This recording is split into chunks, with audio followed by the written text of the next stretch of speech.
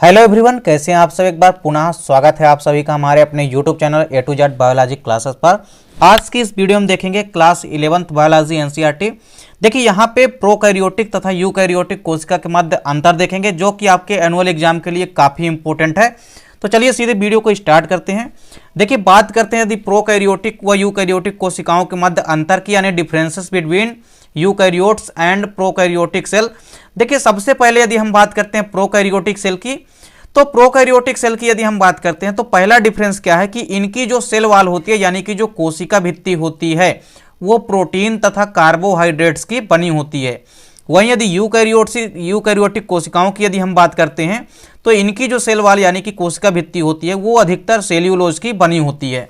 तो पहला डिफरेंस क्या है, सेल वॉल को लेकर है कि प्रोकैरियोटिक कोशिकाओं में जो सेल वॉल होती है वो प्रोटीन तथा कार्बोहाइड्रेट्स की बनी होती है। यूकैरियोट्स में जो सेल वॉल होती है वो किसकी बनी होती है, सेल्यूलोज की बनी होती है।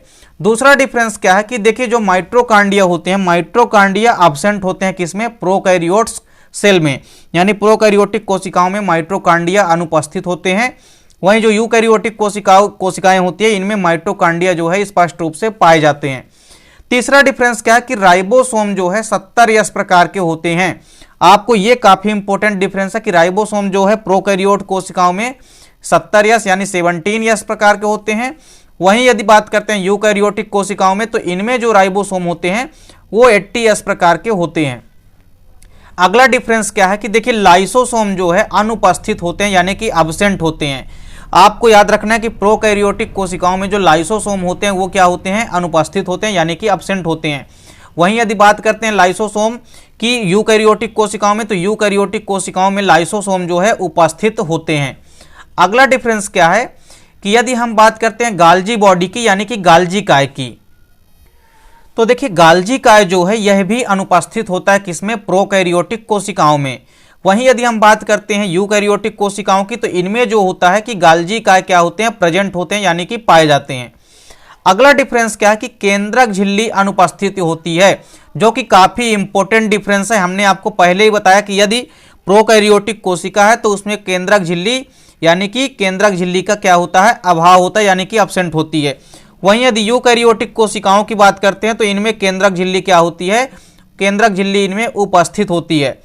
इसके बाद यदि बात करते हैं एंडोप्लाज्मिक रेटिकुलम की, तो देखिए एंडोप्लाज्मिक रेटिकुलम जो है ये प्रोकैरियोटिक कोशिकाओं में अनुपस्थित होता है, यानी कि एब्सेंट होता है।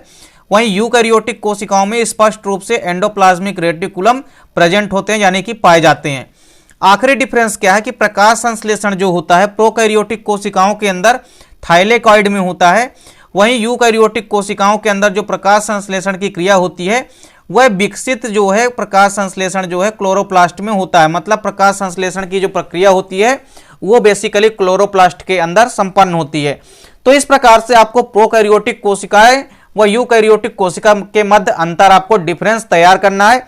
काफी इंपॉर्टेंट क्वेश्चन है, कई बार यही अंतर आपके पेपर में पूछा भी गया है।